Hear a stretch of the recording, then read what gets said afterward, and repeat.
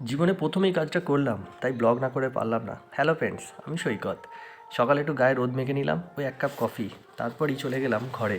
ঘরে দেখি আমার প্রিন্সেস উঠে পড়েছে, তার সাথে একটু খেলা করে নিলাম। তার হাসিটা দেখে না দিনটা দারুণ শুরু হয়। একটুখানি খেলা করেই সে বুঝতে পেরে গেল পাপা আমাকে নিয়ে বাইরে বেরোবে। তাই দেরি না করে ঝটপট তাকে নিয়ে একটুখানি বাইরে বেরিয়ে পড়লাম। রোদরা তারও গায়ে মাখিয়ে দিলাম, কিন্তু মুখটা দেখে মনে হচ্ছিল রোদরা পছন্দ হচ্ছিল না, তাই গোমরা মুখ করেছিল। তারপরেই ঝটপট বেরিয়ে পড়লাম ক্লাবের উদ্দেশ্যে।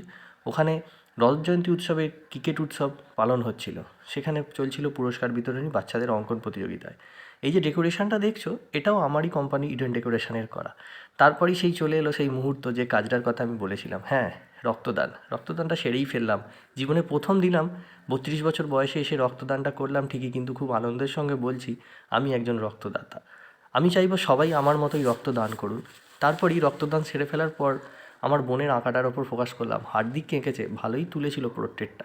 ঘরে ফিরে এলাম, ছোট্ট মেয়েটা দেখলাম খেলছে। তার খেলা দেখে আমিও তার সঙ্গে একটু লেগে পড়লাম খেলা করতে। তারপর বাকিটা চলবে পরবর্তী ভিডিওয়।